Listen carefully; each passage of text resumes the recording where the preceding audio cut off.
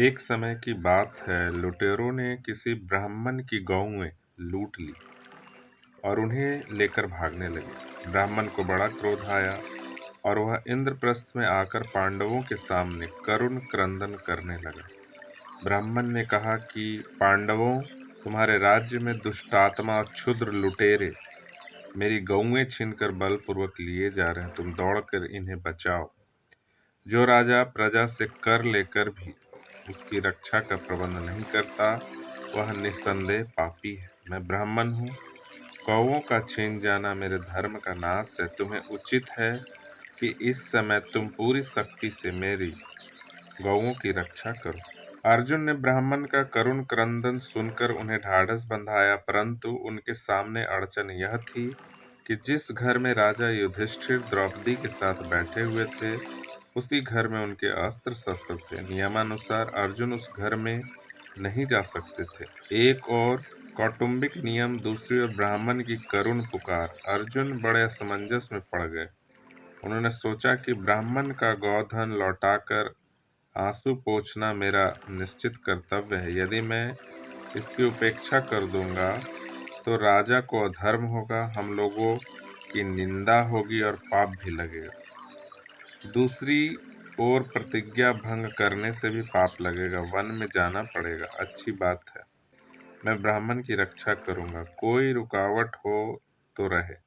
नियम भंग के कारण कितना भी कठिन प्रायश्चित क्यों न करना पड़े, चाहे प्राण ही क्यों न चले जाएं, इस दीन ब्राह्मण के गौधन की रक्षा करना मेरा धर्म है और वह मेरे जीवन की रक्षा से भी अधिक महत्वपूर्ण है। अर्जुन राजा युधिष्ठिर के घर में निसंकोच चले गए। राजा से अनुमति लेकर धनुष उठाया और आकर ब्राह्मण से बोले, ब्राह्मण देवता, जल्दी चलो, अभी वे दुष्ट अधिक दूर नहीं गए हैं, उनसे गौधन का उद्धार कर लाएं।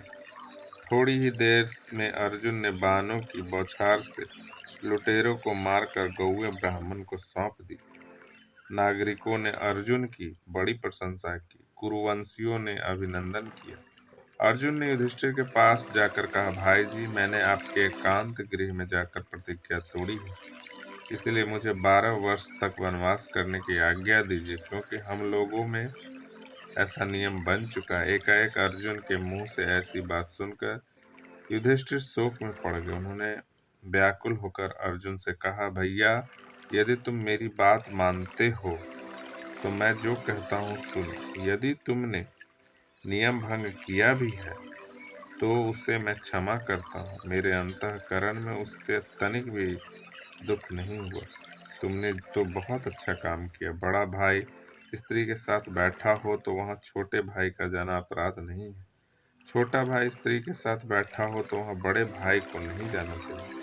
तुम वनवास का विचार छोड़ दो, न तो तुम्हारे धर्म का लोप हुआ है और न मेरा अपमान। अर्जुन ने कहा, आप ही कहते हैं कि धर्म पालन में बहानेबाजी नहीं करनी चाहिए।